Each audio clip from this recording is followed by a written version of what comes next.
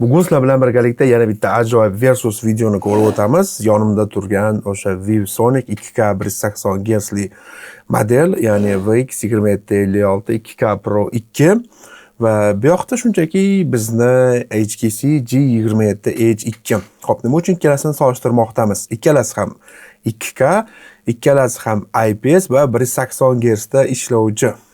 Narxlari 150 ga 170 $20 HTC qimmatroq. Xo'sh, ko'ramiz.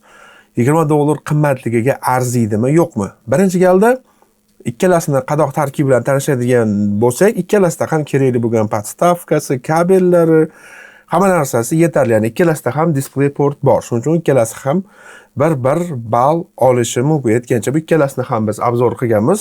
YouTube kanalimizga o'tib, batafsil ko'rishingiz mumkin. Pastda biz opisiya qismida ham manzillarini qoldirib qo'yamiz. Ya'ni endi texnik jihatlari bilan tanishadigan bo'lsak, ikkinchi tamoyil bizda ikkalasi ham 2K, ikkalasi ham IPS matritsali, ikkalasida ham kontrast ming. Mana shu joyda ozgina farqi borki, HTC bizda 350 kandela, ya'ni yorug'roq, bunda esa bizda 300. Shu uchun ham men buni 60% qilib qo'yganman. Bu yerda brightness va kontrastni bizning HTC 50 brightness va kontrastda turibdi. Bu tarafdan olib qarasak, texnik jihatdan ozgina ustunlik HTC da, shu sabab HTC ga 1 ball beramiz. ViewSonic esa 0.9 ball. Undan keyingisi o'yin uchun fishkalar ikkalasida ham bir xil 180 Hz va javob berish vaqtlari 1 millisekund ranglar ko'rsatishi, javob berishlari juda ham bir-biriga yaqin desak bo'ladi. Shuning uchun ham o'yin tomonlama bemalol ikkalasini xarid qilsanglar bo'ladi. Ya'ni shuning uchun ikkalasiga ham 1 ball beramiz. Aytgancha 2K 180 Hz o'yin o'ynamoqchi bo'lsangiz, albatta eng kamida 3060 Ti bo'lmasa 3070 yoki 20-seriyadan 2080 video kartalari bo'lsa, maza qilib 2K 180 Hz da yuqori nastroykada o'ynashingiz mumkin, yoki shunchaki ish uchun esa 1660 super video karta bilan ham 2K monitorlarni ishlatishingiz mumkin. Bu faqat ish uchun. 4-galda asosiy funksiyasi mana shu eng meni qiziqtirgan joyi shu yerda ediki, ya'ni rang ko'rsatish qanaqa ekan. ViewSonic $20 arzon bo'lsa ham ranglarni ko'rsatsa yaxshi bo'lsa, misol uchun buni olgandan ko'ra buni olgan yaxshi emasmi degan juda ham bir qiziq vaziyat bo'ldi. Bundan oldin biz solishtirib ko'ramiz. Ikkalasida har xil HDR videolarni qo'yib, to'g'risi bittasini zo'r deya olmay qoldim-da. Ikkalasining o'z ustun taraflari bor. Misol uchun mana umumiy ranglarda osmon yoki bulut kabi videolarda ko'rsak, ikkalasi deyarli bir xil sifat bermoqda, lekin yaqinroq bo'lgan katta detal planda olingan elementlar yoki juda ham bir yorqin bo'lgan ranglarda menga ViewSonic'ni ko'rsatishi juda ham yoqdi. HTC ga qaragan, ya'ni ranglar qanaqadir juda ham bir boshqacharoq, hayotiyroqga juda ham yaqin ko'rsatib bermoqda ViewSonic. Lekin degan joyi bor.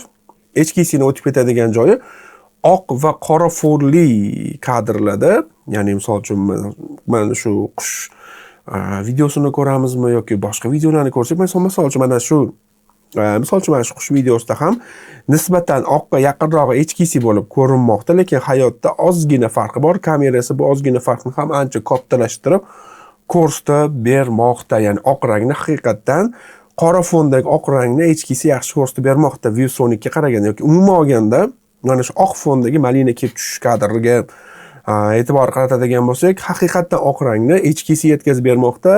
ViewSonic'da bir muncha sal ko'k bilan sarg'ishroq rang ko'proqga o'xshaydi oqqa nisbatan.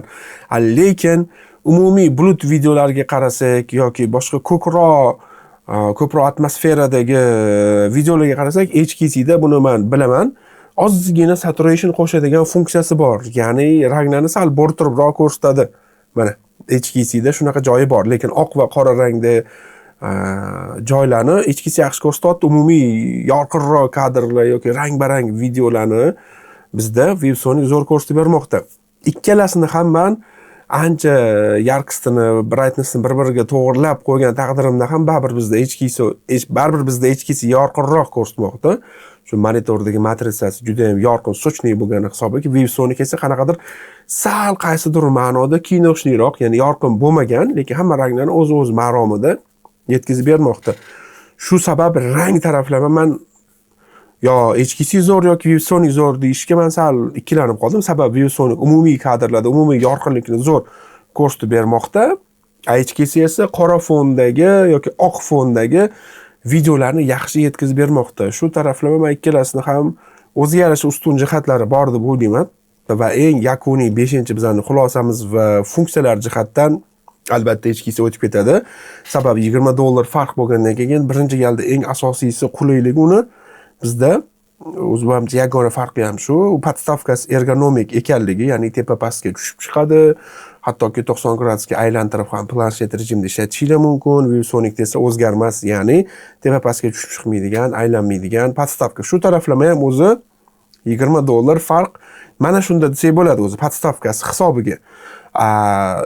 Ball berishga keladigan bo'lsak, mayli katta farq bo'lib ketmasin, chunki ViewSonic puliga nisbatan hozirgi kunda Redmi'lardan ancha aqlli firma yoki bir nima no-name firmaga solishtiradigan bo'lsak, ViewSonic to'g'ri oldin bizda bozorda bo'lmagan bo'lishi mumkin, lekin kechagina paydo bo'lgan yoki qaysidir firmaga faqat bir zakaz asosida yasaladigan emas. ViewSonic o'z bir necha yillardan beri, даже bir necha 10 yillardan beri mana shu monitor sohasidagi brendlardan biri hisoblanadi. Shuning uchun 5-jihatdan, ya'ni dizayn qulayligi jihatdan men HTC'ga yana 1 ball beraman.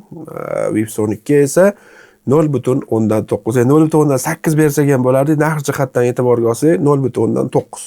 Ya'ni umumiysi bo'lmoqda.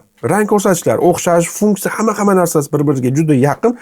Faqat brightness ozgina yuqoriligi va qolaversa ergonomik podstavkasi hisobiga sizlar $20 ko'proq pul to'lashingiz kerak yoki sizlarga shunchaki montaj uchun arzonroq muhimi monitor qidirib yurgan bo'lsangiz $150 ga haqiqatdan zo'r narsa aytamanki, 2 yil oldin $150 ga 180 Hz Full HD monitor bersa, unda ViewSonic yoki bunaqa HTC emas, odam xursand bo'lardi. Hozir esa tasavvur qilinglar, $150 ga ham 2K IPS 180 Hz.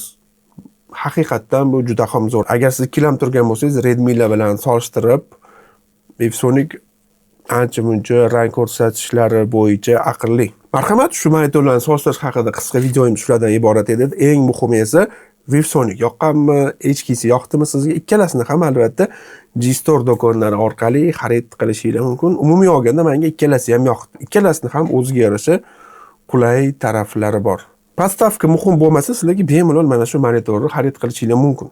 Professional montajyor bo'laman deganlar uchun maxsus taklif. Premiere Pro Zoru 2U2 8 ta modul, effektlardan tortib toki uni eksport qilishga qadar 130 bitta video va undan tashqari bepul After Effects kursi, 25 ta video, 27 ta proyekt, 15 mingdan ortiq audio va video materiallar, o'zbek tilidagi to'liq va mukammal video darslik. Montaj haqida yana ham jiddiy gaplashamiz.